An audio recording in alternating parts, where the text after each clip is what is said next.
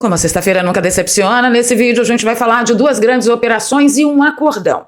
Eu não sei porque que toda vez que fala em acordão eu tenho a sensação de que é um outro acordão caracu, que eles entram com a cara e a gente entra com o resto. Só para você ter uma ideia, as operações são a Operação Sem Desconto, que prendeu 1,5 dúzia ontem de gente envolvido em roubo de velhinhos aposentados do INSS, e pelo caminho a gente já viu que teve o irmão de Lula devidamente blindado para comparecer, né, para não comparecer à CPMI do INSS pela bancada governista. E na operação de ontem, teve pelo caminho jantado ministro de Lula, apoiador de Lula, político de Lula, filho de Lula. Só não teve o próprio Lula, pelo menos ainda não, que a gente saiba. Mas teve tudo que você possa imaginar com ligações a Lula, ao PT ou com ligações a pessoas muito próximas a esses dois grandes ícones, Lula e o PT. Ícones, vocês sabem do que, né? E aí, quando a gente fala de acordão, senhores, foi um acordão de dar vontade de chorar. Porque no frigir dos ovos, com o que nós ficamos? A nossa parte, a parte que recebemos foi a aprovação da lixometria e parece que a permissão que Flávio Bolsonaro seja candidato à presidência em 2026. E o que nós entregamos no final das contas? Político da bancada da oposição votando a favor da sanha arrecadatória do governo, aprovando mais impostos extorsivos, impostos contra fintechs que privilegiam, né, beneficiam os banqueiros que são ali amigões ou de Lula ou do PT. Fica comigo até o final dessa edição que você vai ver que eu vou te explicar já já, que um dos investigados ontem que sofreu uma operação de busca e apreensão foi uma herdeira, filha de banqueiro, né, estava lá envolvida com terceirização de repasses de dinheiro, supostamente roubado de velhinhos aposentados do INSS. É um nojo esse país. Mas vamos voltar ao acordão. Então, o que nós entregamos? A aprovação desses impostos, nós entregamos a cassação de Zambelli Ramagem e Eduardo Bolsonaro, mas acima de qualquer coisa, nós entregamos a aprovação do Bessias no STF. Senhores, tudo isso por 22 bilhões de uma dinheirama que foi negociada aí às nossas custas, tá? E, de novo, é um número muito sugestivo. 22. Novamente. Fica comigo até o final desse vídeo, você não vai se arrepender. Vou pedir o seu like logo agora no início do vídeo, compartilhamento nas redes sociais e nos grupos de Telegram e Zap, ajuda a nossa voz a chegar mais longe. Se você é novo por aqui, dá uma revisada em tudo, na sua inscrição, no seu sininho, vê se você ainda ataca as coisas, tudo, né, ativa aí, porque o preço da liberdade é eterna vigilância. Isso.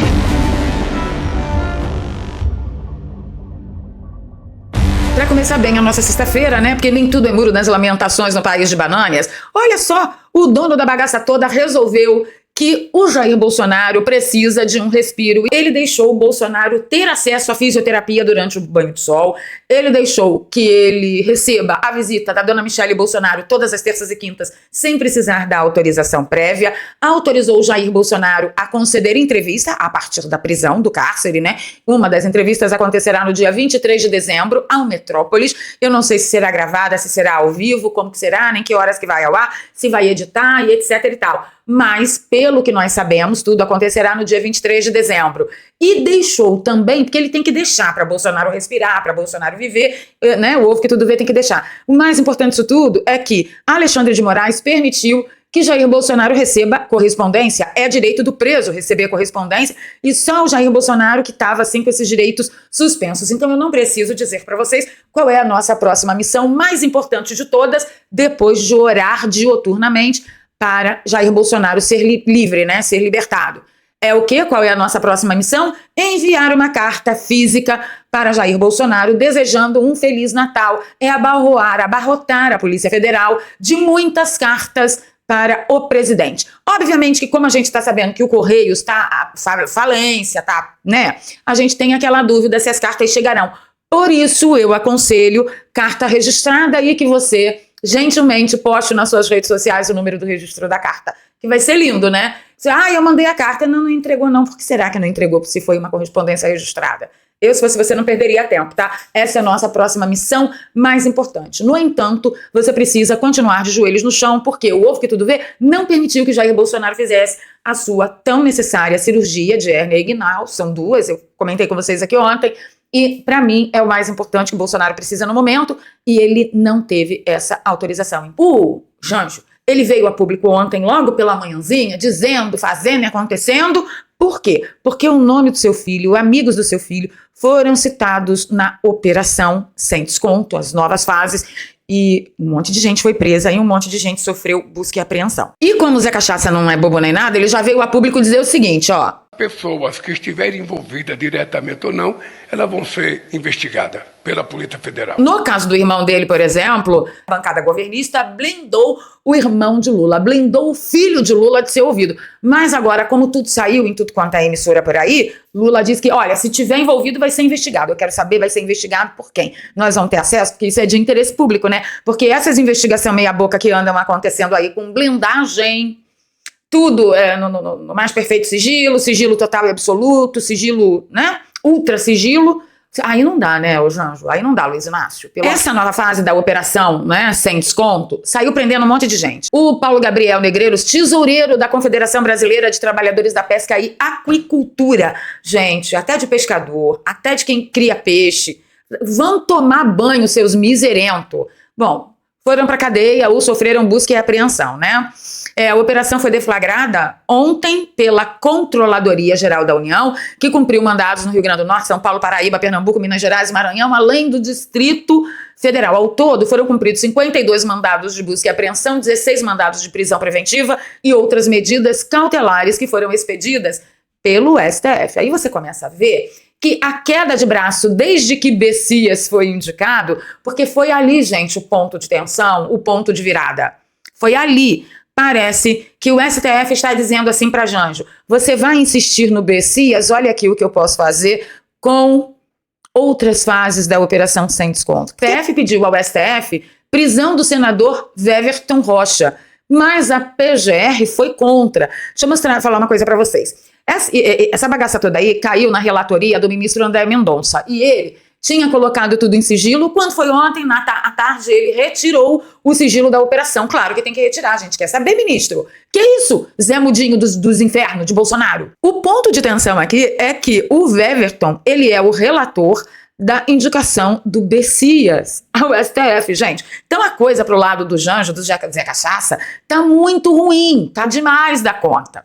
Não menos importante, é essa matéria que o senador Weverton é alvo e secretário da Previdência é preso. O número 2 do INSS, mas não é um número 2 antigo. Porque quando aconteceu esse escândalo, o número 1, o número 2, o número 3, o número 4 foi todo mundo sambado do INSS, e aí o Lula foi lá e indicou outra turma para tomar conta do galinheiro. E aí, no final das contas, para a surpresa de 0 pessoas, nós descobrimos que o Lula só indicou raposas para tomar conta do galinheiro. Então esse número 2 que você está vendo aí na sua tela é o novo número 2 que foi indicado nessa nova leva, depois que a leva antiga já tinha sido toda comprometida nesses rombos e nesses desvios. O secretário executivo do Ministério da Previdência, Adroaldo Portal, teve prisão domiciliar decretada porque vocês sabem, né?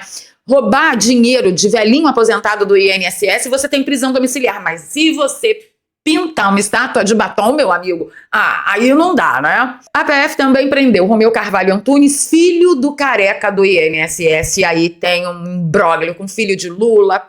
Olha, bastante coisa. Vem comigo que você não vai se arrepender, não. Até que nós chegamos na notícia que uma herdeira de banqueiro, crítica de Bolsonaro, ex-mulher de um delegado da Polícia Federal, guarda aí em perspectiva que a gente vai falar dele, do Protógenes. Quem é Roberta Luxinger? Alvo da operação sem desconto. A empresária já prometeu doar R$500 mil a Lula após a ex-presidente ter sido condenado em 2017 e comemorou a prisão de Bolsonaro por tentativa de golpe. Peraí que você já vai saber mais dela. Quem é a Roberta? A Roberta é essa moça aqui, que no dia 17 de dezembro, anteontem, ela estava postando assim, sei lá, acho que Sérgio Moro ainda vai acabar na cadeia. Cada dia a coisa fica pior. É muita sujeira, muita coisa errada que foi feita na Lava Jato. Eu diria para ela, Roberta, toque, toque, toque. E eu quero mostrar a Roberta em todo o seu esplendor para vocês. A Roberta, neta, herdeira de banqueiro, envolvida supostamente em desvios de dinheiros de velhinhos aposentados do INSS, é essa jovem senhora, porque não é mais menina, né? Fazendo L ao lado de Lula na sua capa principal da rede social X. E ela escreve, hashtag com Lula pela Justiça por São Paulo. Olha só o que o Cláudio Dantas falou sobre a digníssima senhora Roberta. Bom, a casa do Lulinha não caiu, mas está caindo. A Polícia Federal hoje ela fez busca e apreensão nos endereços da Roberta Luxinger, uma empresária, foi casada com o Protógenes Queiroz, diz que é herdeira de um banqueiro, enfim. Mas o que mais importa é que ela é amiga e irmã da Renata, mulher do Lulinha. Lembra que eu falei? Fazendo essas relações de parentesco, de amizades, enfim, porque a Polícia Federal, na operação de hoje, na nova fase da Operação Sem Desconto, que investiga aí o roubo do INSS, ela se deparou com a Roberta Luxinger, essa amiga e irmã da Renata, mulher do Lulinha, conversando com o careca do INSS, o lobista do roubo dos aposentados. Conversando só não, planejando, fazendo, inclusive, o que a gente conhece como obstrução de justiça, destruição de provas. Tem uma mensagem dela para o careca dizendo, jogue fora os celulares. Tem uma outra dela citando, olha, fique tranquilo, lá atrás, né, o Fábio também foi acusado, lá foi relacionado à questão da Friboi, lembram dessa história? E nesta investigação, a Polícia Federal também descobriu o quê? Pagamentos feitos à Renata, à consultoria da Renata, só que não seria para a Renata. Seria para quem? Seria, segundo o próprio careca do INSS, para o filho do rapaz. Bom, está muito claro que nós temos aqui um filão de investigação. Os indícios do relacionamento ali entre os dois e o possível envolvimento do Lulinha no esquema do INSS é grande, né? São grandes, os indícios são reais, são fortíssimos.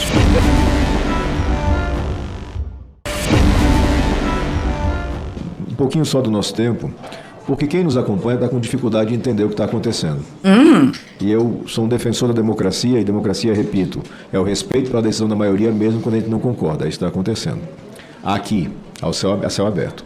Mas nos bastidores o que está acontecendo é um grande acordo que envolve diretamente o ministro Alexandre de Moraes, que se entende no direito de interagir com senadores e deputados, sugerindo inclusive texto. Nós cansamos de denunciar isso. Aí o Alessandro Vieira descobriu a pólvora. Inclusive texto, enquanto, ao mesmo tempo, na tribuna da Suprema Corte, verbaliza o contrário. Verbaliza que o Congresso vai muito mal quando sinaliza para a sociedade. Está acendendo uma vela para Deus e outra para o diabo. Teoricamente enganando todo mundo. Todo mundo que a gente está falando é nós, porque eles lá do outro lado, eles sabem de tudo. Este texto que estamos votando é fruto de um acordo entre o governo Lula, parte da oposição. E aqui me doeu. São os nossos deputados, são os nossos senadores. Nós somos a oposição. E parte do nosso time fez acordo por este texto. Deixa aí nos comentários para mim se você entendeu direitinho. E o ministro Alexandre de Moraes, dentre outros ministros que já verbalizaram por aqui. Mas falo do ministro Alexandre porque eu posso afirmar com absoluta tranquilidade que interagiu com senadores por diversas vezes em defesa desse texto. Gravíssimo isso. Até que a gente se depara com o chilique da mídia. A mídia hoje estava indócil. Quando eu digo a mídia, eu digo especificamente a Globo. E quem me explicou esse buzilis, porque eu estava meio tonta, pior que segue em tiroteio, no meio de acordo, eu fiquei com o quê? Porque eu só tô vendo a lixometria e Flávio Bolsonaro ainda não caçado, ainda não criminalizado, ainda não colocado no nocaute. Foi só isso que sobrou pra gente? Aí eu chamei a Pan, me socorre. A Pan tava me dando uma explicação. Panzinha, beijo. Sigam a Pan Costa lá e o The Incorrupt também. São dois perfis maravilhosos. Vou soltar aqui o chororô da mídia pra vocês entenderem do que nós tá falando. Até na sua coluna você fala disso também hoje no Jornal Globo. Roda aqui, por favor, sobre toda essa articulação e essa fala do presidente. O Lula usou bem a palavra. Esse é o jogo. O jogo é fazer tudo que foi feito e ele dizer que vai vetar e vetar. E criar essa esperança na militância petista de que realmente ele foi enganado pelo Jacques Wagner. Você que tá aí porque Lula é nosso amor, Lula é nosso coração, Lula é nosso tudo, ele também tá mentindo pra você, tá, otário? Que o PL da dosimetria, infelizmente, esse lixo tem votos suficientes para ter o seu veto derrubado. Então ele tá falando por falar, só pra dar uma satisfação à militância. Que o bicho pegou, vamos lá. Uma cena vergonhosa no Senado, né, em que o PT vende a democracia por 30 moedas. Então, realmente, esse país é difícil você entender, né, um partido que nasceu no combate à ditadura se vender a democracia por 30 moedas, são 20 bilhões, de uma vergonha. O Pan estava me explicando o seguinte, sabe por que esse azedume todo? Eu tenho certeza que você pensou, olha, Valéria, não caiu o Pix. Mas, gente, é muito mais profundo. Parece que o pessoalzinho da Globo ficou póquito dentro das calças por causa daquela ovacionada de todos os três poderes, representantes dos três poderes, no SBT.